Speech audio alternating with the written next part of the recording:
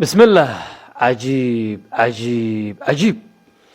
ninkan ayaa wuxuu guursaday nyaxaas. nyaxaas ayuu guursaday. weliba waxaa isku soo baxay magaaladii isku soo baxday kuwa muusikada qaraacaya soo baxay dad badan isku yimid xalfada. haddaba waa maxay ninkan sababta uu guursaday xayawaanka? aan idin kala baxo aljazeera iyo xayawaankan islaantii dhaqanaysay waxay ka tiri arrintan bal ila dhageyso adaa yaabi doonay. فأنثى التمساح عمرها 7 سنوات وتمثل الأرض أو الملكة في ثقافة البلدة. زواجها من الزعيم المحلي يرمز إلى ارتباط البشر بالمقدس. للعروس التمساح عرابة تهتم بتهيئتها وتلبيسها. تابعوا ما قالت.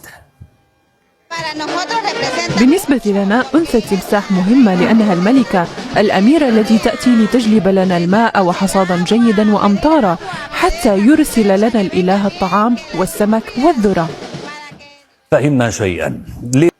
waxay leedahay بالنسبة لنا marka annaga noola eego yani biictiqaadina waxaan aaminsanahay marka loo eego xayawaanka dhidiga ah ninka ma hagow nyaxaaska midda naagta ah waxaan ka aaminsanahay inay tahay muhim waana boqorad oo waxay noo soo jiidaysaa biyaha daaqa malayga ilaa uu alla nooga soo diro roob una nasiyo السمك ملاي iyo way tirinaysaa yani billahi alayk xayawaan intii biyaha laga soo dhaxbixiyay alleeyahay sida ay sida aaway kuwa xuquuqda xayawaanada u doodayay afka laga xiray qab maraa la saaray qab waxa su'aala yaxaaska muu ogol yahay in la arooso ninkan aroosaya saa arkaysaan yani xitaa si fiican uma shumin karo uu ka cabsoonaya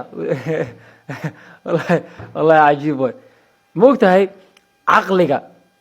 caqligaaga waxaa la dhahaa caqiidadaadu hadday lunto caqligu ma shaqeeyo hadday caqiidadaada iyo waxaad aaminsan tahay hadday marba qariban yihiin caqligaaga ma shaqeynayo waxaa su'aala marka